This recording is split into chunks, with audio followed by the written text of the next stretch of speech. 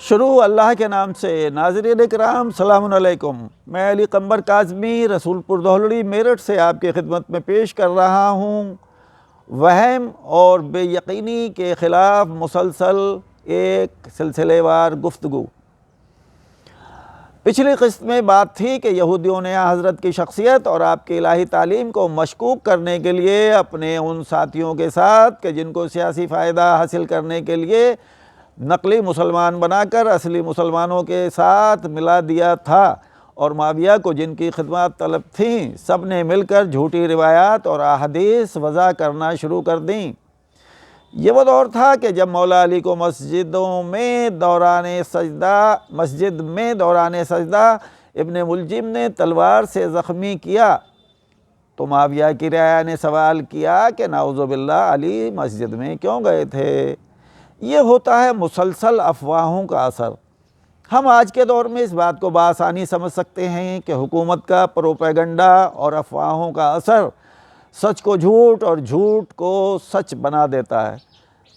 جمہور مسلمین کی معتبر ترین کتابوں نے بھی حضور اکرم کی ذات کو غیر معتبر بنانے میں خوب کوشش کی ہے، جس کے بنیاد پر ابن تیمیہ اور اس کے شاگرد محمد ابن عبد الوہاب اور اسی صنف کے بہت سے خبیثوں نے اسلام کے دامن میں خوب سوراخ کیے، اور ان کی وجہ سے اسلام ٹکڑے ٹکڑے ہوتا گیا۔ اب ذرا صاحبان تدبر غور کریں کہ اگر حضور اکرم کی شخصیت میں سہو و نسیان یعنی بھول چوک، شیطانی وسوسہ یا جادو کا اثر کچھ وقت کے لیے بھی مان لیا جائے تو اتنے وقت آپ کار رسالت سے معزول سمجھے جائیں گے۔ اور جیسا کہ صحیح بخاری میں آپ کی زندگی کو 2 حصوں میں تقسیم کیا گیا ہے، ایک ذاتی زندگی، دوسرے کار رسالت کی زندگی۔ اگر محمد اسماعیل بخاری کے نظریے کو صحیح مانا جائے تو پھر یہ کون بتائے گا کہ حضور اکرم کس وقت ذاتی زندگی میں ہوتے تھے اور کس وقت کار رسالت میں؟ کیا تمام آیات قرآنی کے نزول کے گواہ امت میں موجود تھے؟ اور وہ کون تھا جس نے حضور اکرم پر تمام قرآن نازل ہوتے ہوئے دیکھا؟ یہ کون ثابت کرے گا کہ اس وقت آپ نزول آیات کی کیفیت میں ہوتے تھے اور کب جادو کے زیر اثر؟ نعوذ باللہ۔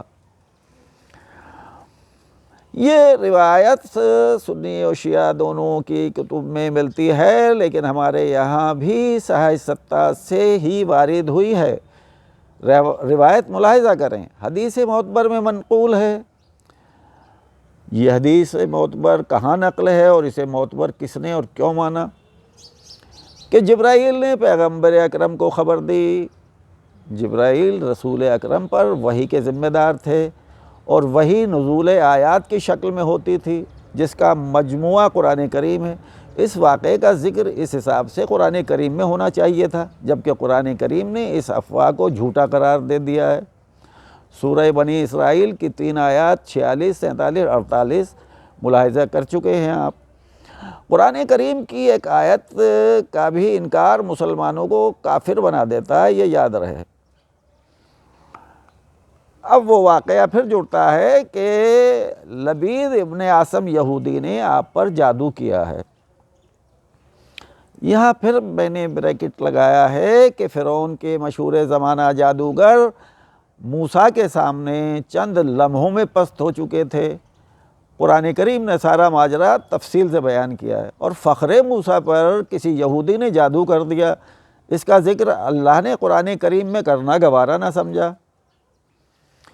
چنانچہ حضرت نے امیر المومنین کو بلا کر حکم دیا کہ فلاں کنویں پر جا کر وہ جادو نکال لاؤ۔ مولا علی حسب حکم میں نبی وہاں تشریف لے گئے، کنویں میں اترے اور پانی کی تہ سے ڈبہ نکال کر حضرت کی خدمت میں پہنچا دیا۔ باقی کل